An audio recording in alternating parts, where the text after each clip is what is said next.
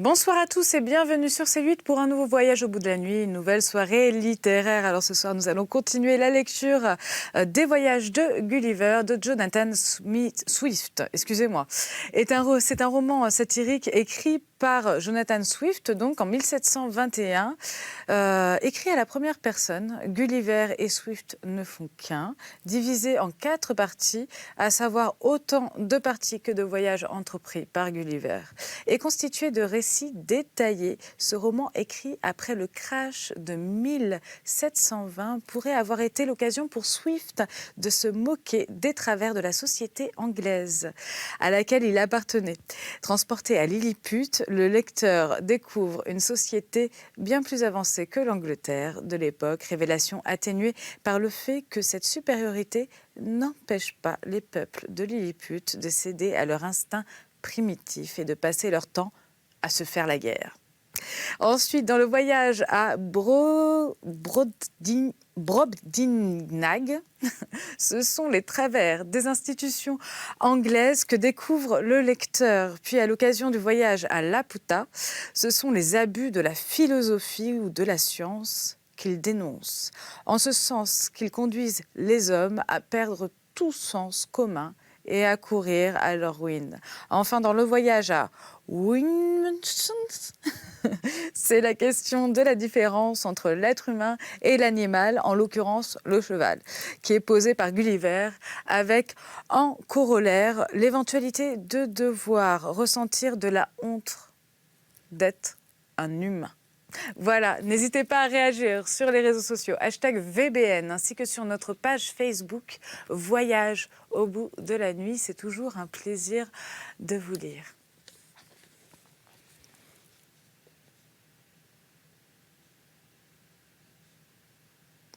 Les cris que j'avais entendus saluaient l'arrivée de cette machine qui, semblait-il, avait été mise en route moins de 4 heures après mon arrivée dans l'île. Elle fut placée parallèlement à mon corps.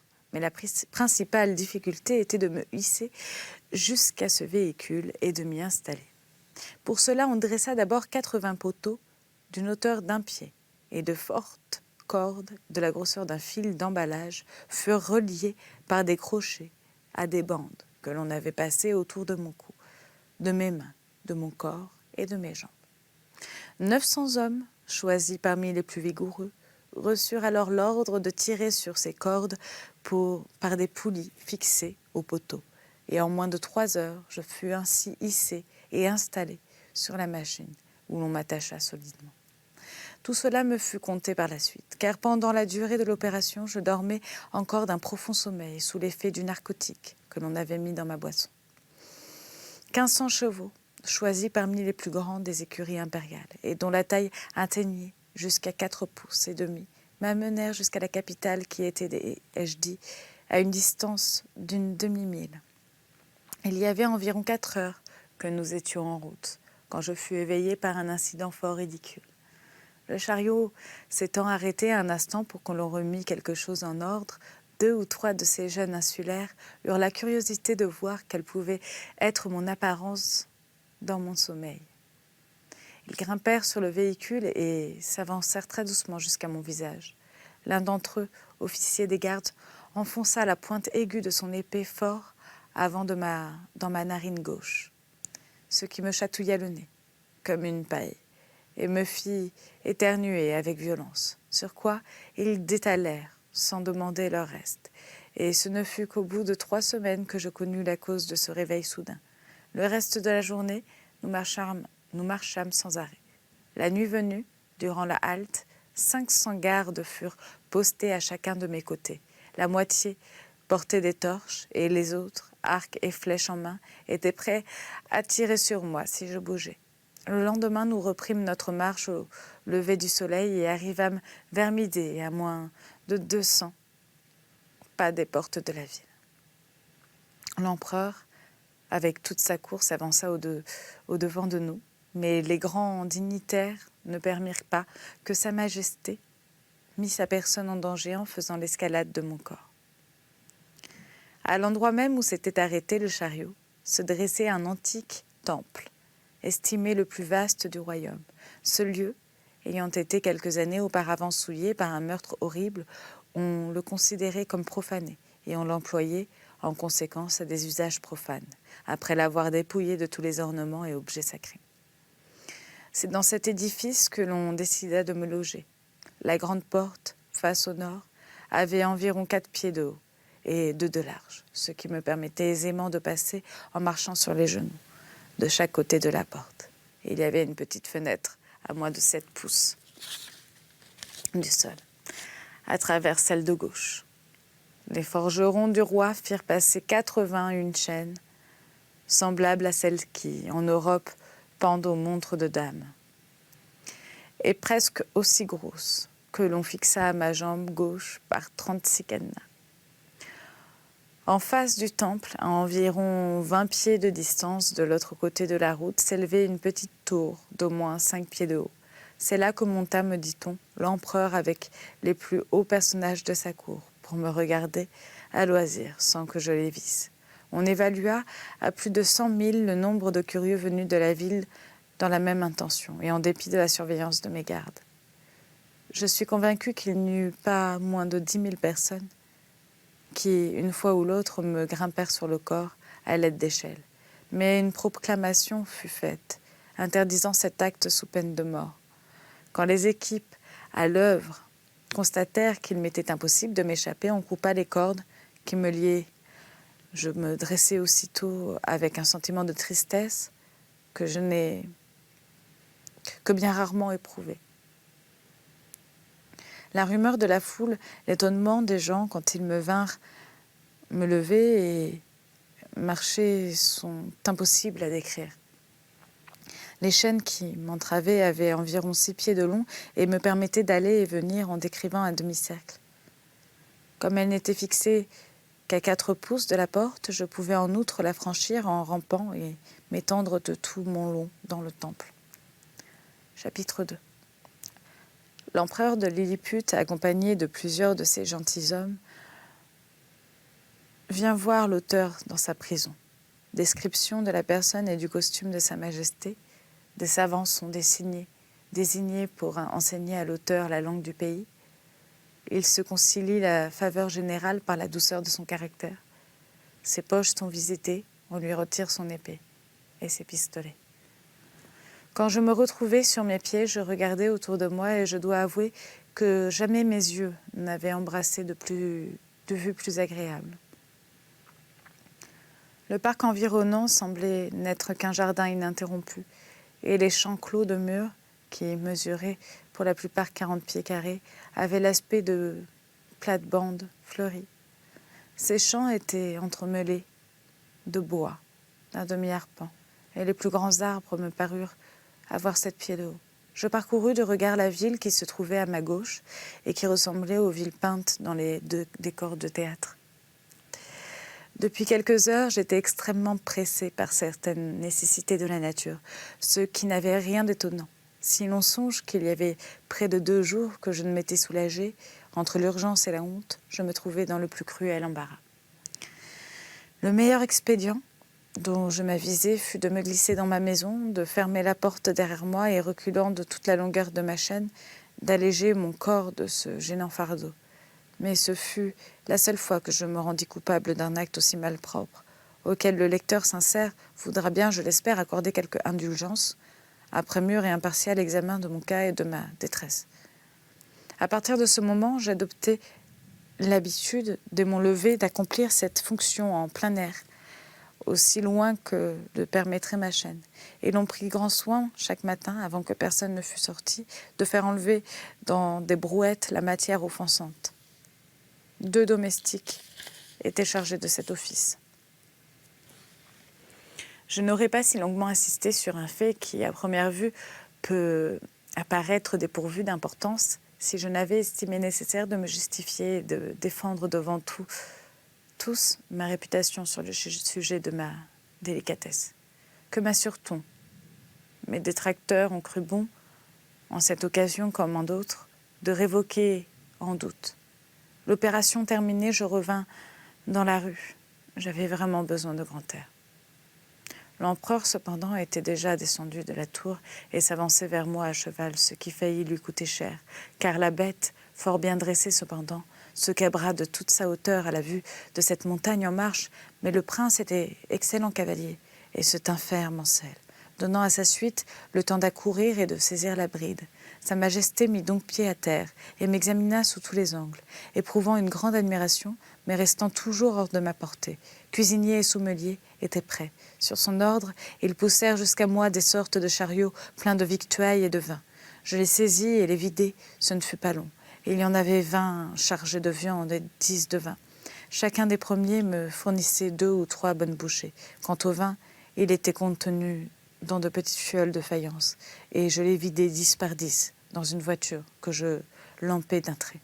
Une reste à l'avenant. L'impératrice, les jeunes princes ou princesses du sang, entourés de nombreuses dames d'honneur, étaient restés à quelque distance dans leurs chaises, mais les difficultés équestres de l'empereur firent qu'ils en sortirent et se rapprochèrent de lui. Passons maintenant au portrait de ce prince. Il dominait d'au moins la largeur de mon ongle tous les seigneurs de sa cour, et cela suffisait à en imposer à tous ceux qui l'approchaient.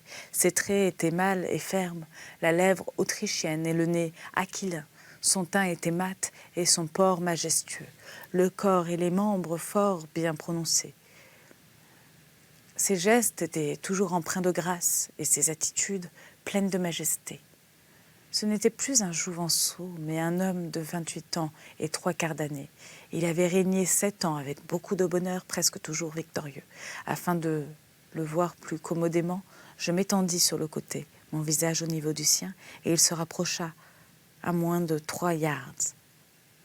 Je l'ai dû reste bien souvent tenu dans mes mains par la suite, et ne puis donc me tromper dans ma description. Son habit était fort simple, et ma coupe évoquait à la fois l'Europe et l'Orient. Il portait sur la tête un léger casque d'or orné d'un plumet. Il tenait à la main son épée nue pour se défendre au cas où je briserais mes chaînes. Elle avait près de 3 pouces de long et la hampe et le fourreau étaient d'or rehaussé de diamants.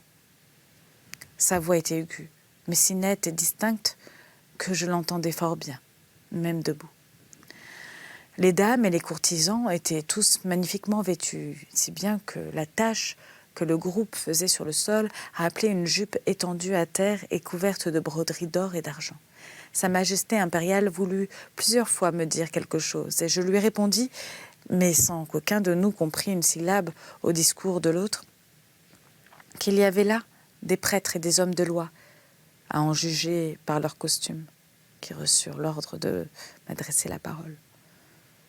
Je leur parlais de toutes les langues dont j'avais quelques notions, haut et bas allemand, latin, français, espagnol, italien et lingua franca, mais sans aucun résultat. Au bout de 2 heures environ, la cour se retira et on me laissa une forte garde pour me protéger contre les impertinences et peut-être les cruautés de la populace, laquelle attendait impatiemment de pouvoir s'attrouper autour de moi de plus près qu'elle l'oserait. Certains eurent l'impudence, en me voyant, tranquillement assis par terre, près de la porte, de me lancer des flèches, dont l'une manqua de me crever l'œil gauche. Mais le colonel fit arrêter 6 des plus excités et pensa que le meilleur châtiment serait de me les remettre garrottés. Des soldats les poussèrent donc avec la hampe de leurs piques jusqu'à portée de mes mains. Je les saisis tous de ma main droite et en mis 5 dans la poche de mon pourpoint. Quant au 6e, je fis mine de le manger tout vif. Le malheureux poussait des cris affreux. Le colonel et ses officiers parurent eux-mêmes très affectés, surtout lorsqu'ils me virent tirer mon canif. Mais je les rassurai bientôt. Je pris un visage moins sévère et, coupant les liens de mon prisonnier, je le déposai doucement sur le sol, où il s'enfuit, à toutes jambes. Je traitai les autres de la même façon, les tirant un à un de ma poche. Et je remarquai que les soldats et le peuple étaient profondément touchés de ce geste de clémence qui fut rapporté à la cour en termes très élogieux. Le soir, je me glissai, non sans peine, dans ma demeure, et je m'y couchai à même le sol. Je n'eus pas d'autre couche pendant les 15 jours que dura la confection de mon lit. Par ordre de l'empereur, on apporta en charrette 600 matelas de taille normale et on les assembla chez moi, en 4 couches de 150 matelas chacune, cousus ensemble, pour être à mes dimensions. Mais ne rendant guère moelleux un sol fait de pierre polie, On me confectionna de même les draps, les couvertures et les couvre-pieds. Le tout me satisfit, car je sais dormir sur la dure. Cependant, la nouvelle de mon arrivée se répandait dans le royaume. Riches, oisifs, curieux, en nombre incroyable venaient me contempler. Les villages se vidaient. Sa Majesté impériale dut lutter par édit et décrets royaux contre l'abandon qui menaçait les terres et les fermes. On obligea les gens à rentrer chez eux après m'avoir vu et personne ne pouvait s'approcher de moi à moins de 50 yards sans un laissez-passer officiel. La délivrance de ces laissez-passer fit la fortune des ministres. Cependant, l'empereur tenait fréquemment conseil à mon sujet. Qu'allait-on faire de moi? La cour était dans le pire embarras. Je le sus plus tard par un ami, un haut dignitaire, très bien informé. On craignait mon évasion, mais on ne craignait pas moins une famine, car mon appétit pouvait ruiner le pays. On parla donc de me laisser mourir de faim, ou de me cribler les mains et le visage de flèches empoisonnées, fort efficaces. Mais mon cadavre, en se décomposant, ne pouvait qu'infester la capitale et empuantir tout le royaume. Pendant qu'on délibérait, il se présenta à la porte du grand conseil de chambre plusieurs officiers. 2 d'entre eux furent admis et rapportèrent au prince ma clémence envers les 6 délinquants dont j'ai parlé plus haut.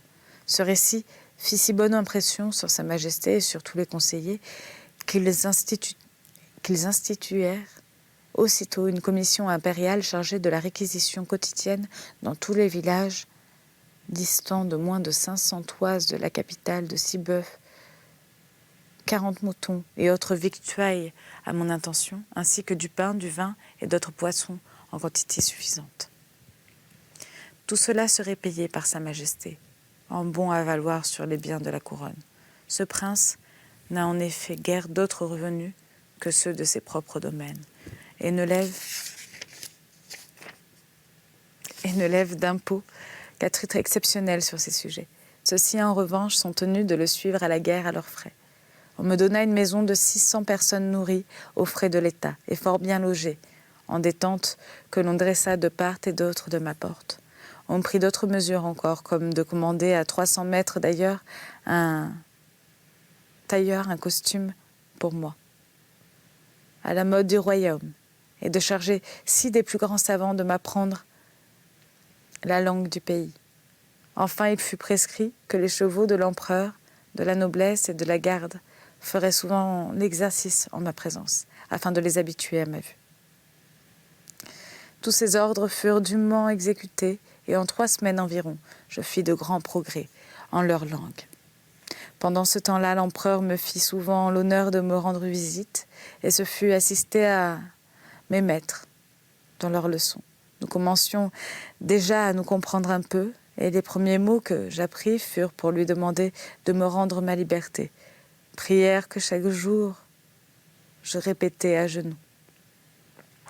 Comme je le craignais, il me répondit qu'il fallait attendre, que cette décision ne pouvait être prise sans l'avis du conseil, et qu'il faudrait d'abord «Lumos calmin peso desmarlen en peso». Tout à fait. C'est-à-dire m'engager à vivre en paix avec le prince et son royaume. Il m'assura qu'on me traiterait toujours avec de grands égards, et il me conseillait de gagner son estime, et celle de son peuple, car ma patience et ma bonne conduite, Il me pria encore de ne point le prendre en mauvaise part, s'il donnait ordre à ses officiers de me fouiller, car il était probable que j'eusse sur moi des armes qui ne pouvaient manquer d'être très dangereuses, si leur dimension était aussi prodigieuse que les miennes. Voilà, c'est ainsi que se termine donc ma seconde lecture de Voyage de Gulliver de Jonathan Swift. J'espère que vous avez passé un agréable moment, en tout cas moi oui, et je vous souhaite à tous de très beaux rêves, bon courage pour le travail pour certains, et à tout bientôt.